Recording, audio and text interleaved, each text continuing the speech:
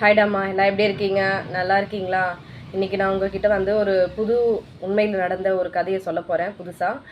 இத்தனை நாள் சொன்னது கிடையாது, அது எல்லாமே முடிஞ்சிருச்சு. இது புதுசாக ஒன்று, சரிங்களா?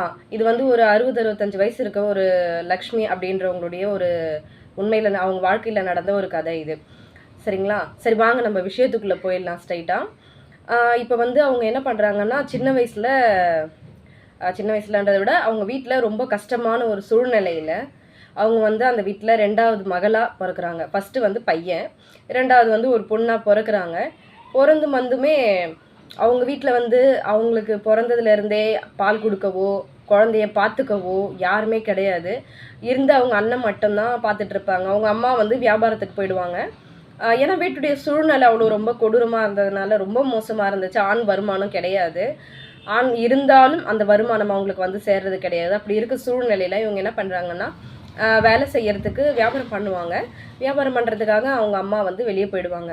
இப்போ இவங்க என்ன பண்ணுவாங்கன்னா, இவங்கள கவனிக்கிறதுக்கு ஆள் இருக்காது. ஒரு ட்ரெஸ் பண்ணுறதுக்கோ, ஒரு தலை சீவி விடுறதுக்கோ, அந்த குழந்தைக்கு சாப்பாடு ஊட்டுறதுக்கோ யாருமே இருக்க மாட்டாங்க. அந்த குழந்தைக்கு வந்து முழுக்க முழுக்க கவனித்தது வந்து சின்ன வயசில் அவங்க அண்ணன் தான் வந்து பார்த்துப்பார். குழந்தைக்கு சாப்பாடு கொடுக்கறது, குழந்தைக்கு வந்து ஒரு ட்ரெஸ் மாற்றுறது, இது எல்லாமே அவர் தான். அந்த A to Z அவங்களுக்கு எல்லாமே. பாப்பா பாத்ரூம் போனாலும் எல்லாம் க்ளீன் பண்ணுறது செய்கிறது எல்லாமே வந்து அவங்க அண்ணன் தான் பார்த்துருக்காரு.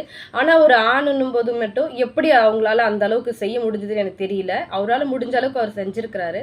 பட் டைமிங்க்கு சாப்பாடு கிடையாது, ஒரு நல்ல துணிமணி கிடையாது. யாராச்சும் கொடுத்தா தான் அந்த குழந்தைக்கு அந்த ஒரு ட்ரெஸ்ஸு அப்படிங்கிறது. அப்படி இருக்க சூழ்நிலையில் வளர்கிறாங்க. ஒரு தாயுடைய அரவணைப்பு இல்லை, தந்தையுடைய பாசம் கிடையாது, எதுவுமே இல்லை. ஏதோ பிறந்துட்டோம் அப்படின்ற மாதிரி ஒரு சூழ்நிலையில் தான் வளர்ந்துட்டுருக்காங்க. வளர்ந்துட்டு இருக்கும்போது அவங்களுக்கு ரொம்பவுமே ஒரு கஷ்டமான சூழ்நிலைகள், வாழ்க்கையில் ரொம்ப மோசமான ஒரு அன்பு அப்படிங்கிற ஒரு விஷயத்தை அவங்க லைஃப்பில் பார்த்ததே கிடையாது. அந்தளவுக்கு ஒரு ரொம்ப மோசமான சூழ்நிலை.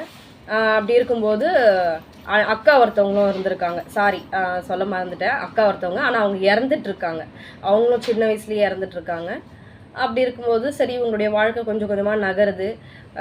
இருக்கிற சூழ்நிலை வந்து அண்ணன் வந்து அதே மாதிரி ஆம்பளை துணை இல்லை அப்படிங்கிறதுக்காக, அப்பாவுடைய சப்போர்ட் அப்படி இல்லைன்றதுக்காக, அண்ணனுடைய சப்போர்ட் தான் இருக்குது அப்படிங்கிற ஒரு காரணத்துக்காக அவங்க அம்மா வந்து எல்லா ஃப்ரீடமும் அவங்க அண்ணனுக்கு கொடுக்கவே, இந்த வீட்டுக்கு ஒரு ஆம்பளை இருந்தால் பாதுகாப்பு, அப்பா தான் சரியில்லாமல் போயிட்டாரு, பிள்ளையாவது நல்லா இருக்கட்டும், பிள்ளையாவது வச்சு நம்ம இது பண்ணிக்கலாம் அப்படின்னு சொல்லிட்டு தன்னைத்தானே ப்ரொடெக்ட் பண்ணிக்கிறதுக்காக, தன் குடும்பத்தை ப்ரொடெக்ட் பண்ணுறதுக்காக, தன் ஃபேமிலிக்கு ஒரு பாதுகாப்பு அப்படி சொல்லிட்டு என் பிள்ளை இருக்கான் அப்படிங்கிறதுக்காக அவரை முன்னாடி காட்ட ஆரம்பிக்கிறாங்க.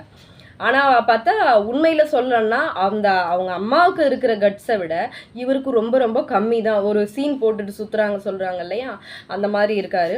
அந்த மாதிரி இருக்க சூழ்நிலையில் வந்து அண்ணனை முன்னே எடுத்து வைக்க அவருக்கு ஒரு ஆணவம் வந்துருச்சு. எல்லாமே நம்ம தான் பார்க்குறோம் அப்படிங்கிற ரேஞ்சில் வந்து, ஆனால் சம்பாதிக்க மாட்டார். வேலைக்கு போனாலும் வீட்டில் அந்தளவுக்கு கொடுக்க மாட்டார். தனக்கு பார்த்துட்டு தான் மிச்சம் மீதி அதுவே கெஞ்சி தான் வாங்க வேண்டியிருக்கும். அந்த மாதிரி சூழ்நிலையில் ஒரு ரொம்ப அடிக்கிறது, தங்கச்சியை போட்டு அடிக்கிறது, ரொம்ப மிரட்டுறது, அப்படியே அவர் கண்ட்ரோலில் அப்படி வச்சுக்கணும் அப்படின்னு நினைக்கிற மாதிரி இருக்கார்.